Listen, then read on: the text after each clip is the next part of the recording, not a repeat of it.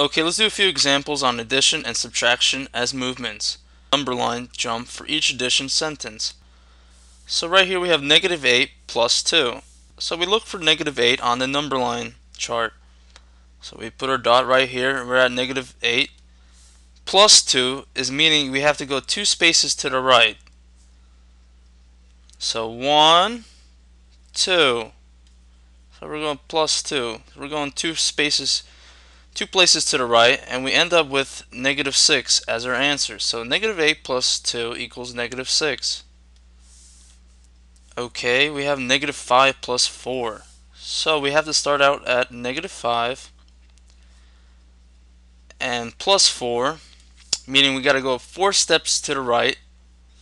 So 1, 2, 3, 4.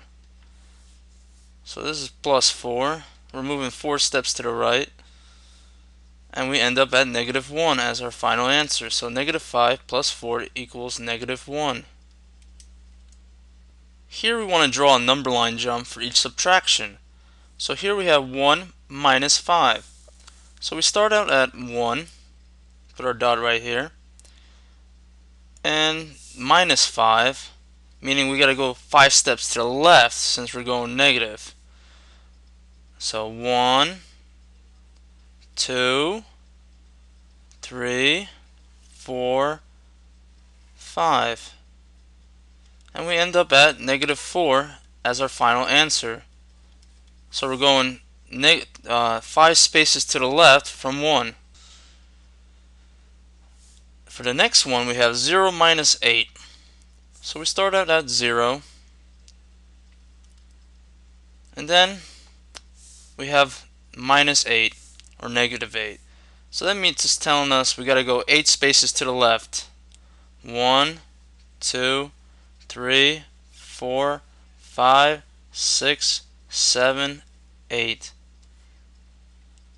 And we end up at negative 8 as our final answer as we move 8 steps to the left from 0. So negative 8 is our final answer. Here we want to add or subtract. Think of the number line jumps. So here I have number lines. So we have 3 minus 4. I'm going to start at 3. Now it tells me negative 4 or minus 4. So that basically tells me I got to move 4 steps to the left. So 1, 2, 3, 4. And I end up at negative 1. So the answer to this would be negative 1. 3 minus 4 equals negative 1. Okay, let's go to our next example. We have 2 minus 5. So I start out at 2. And I have minus 5 or negative 5.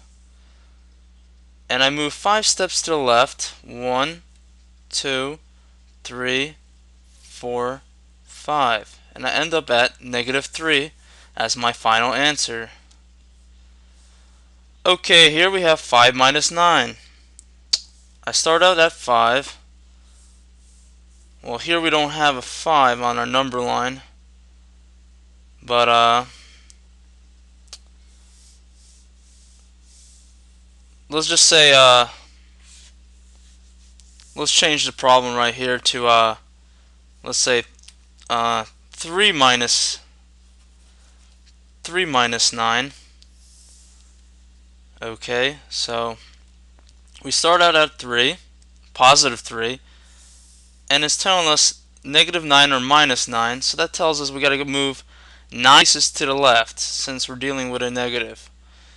1, 2, 3, 4, 5, 6, 7, 8, 9. So I end up at negative 6. Negative 6 as my final answer. So as you can see, I went from 3 to negative 6, 9 spaces to the left to get there. That's the final answer. So 3 minus 9 equals negative 6. So that's my final answer. And now let's move on to a few exercise problems so we understand the concept. What are we doing here?